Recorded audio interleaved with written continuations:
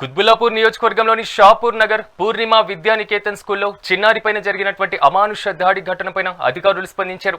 ఈ ఘటనపైన సమగ్ర విచారణకు ఆదేశించిన కుత్బుల్లాపూర్ మండల ఎంఈఓ జెమినీ కుమారి స్కూల్ను తాత్కాలికంగా మూసివేస్తున్నట్లుగా తెలిపారు.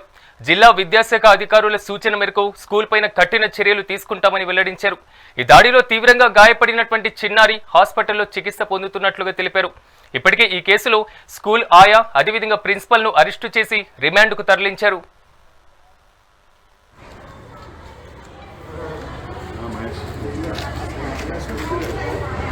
దెబ్బ తగిలి ఉంటుంది మరి. నేను అనుకున్నాను కూర్చున్నారు కదా, కూర్చుని చేస్తుంటే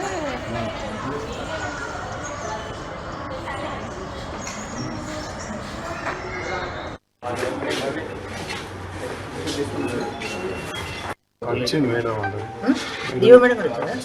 దారిలో వచ్చింది.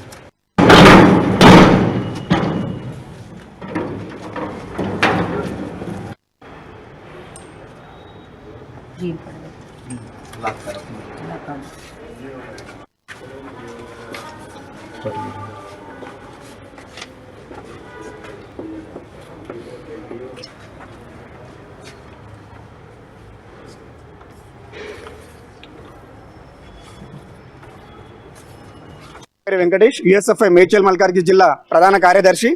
ఈరోజు మొన్న ఏదైతే శనివారం రోజున పూర్ణిమ ప్రైవేట్ పాఠశాల చిన్న తరగతి చదువుతున్నటువంటి విద్యార్థిని పైన ఆయా తీవ్ర స్థాయిలో దాడి చేయడం అనేది కూడా చాలా సిగ్గుచేటు. ఈ జిల్లాలో ఇట్లాంటి అనేకమైనటువంటి విషయాలు కూడా జరుగుతూ ఉన్నాయి. దీనిపైన ఉన్నతాధికారులు కూడా స్పందించాలి. అదేవిధంగా పూర్ణిమ స్కూల్లో ఆయా చిన్న పాప పైన ఏ రకమైనటువంటి దాడి జరిగిందో దాదాపు 5 నిమిషాల వీడియో కూడా మన బయటికి ఫుటేజ్ రావడం జరిగింది. దీనిపైన స్కూలు ప్రమిసెస్లో సీసీటీవీ ఫుటేజ్లు ఉంటాయి. అదేవిధంగా ప్రిన్సిపల్ ఉంటారు, యాజమాన్యం ఉంటుంది, కళాశాల ఫ్యాకల్టీ ఉంటారు. వీళ్ళందరూ ఈ 5 నిమిషాల పాటు ఎవరు గమనించకపోవడం అనేది కూడా చాలా దుర్మార్గమైనటువంటి విషయం. ఈ వీడియో బయటికి రావడంతో స్కూల్లో జరిగినటువంటి సంఘటన గుర్తించినటువంటి యాజమాన్యం అంటే స్కూల్ విద్యార్థుల పట్ల ఏ రకమైనటువంటి నిర్వీర్యంగా ఉందో అనేది మనకు పూర్తిగా స్పష్టమవుతుంది.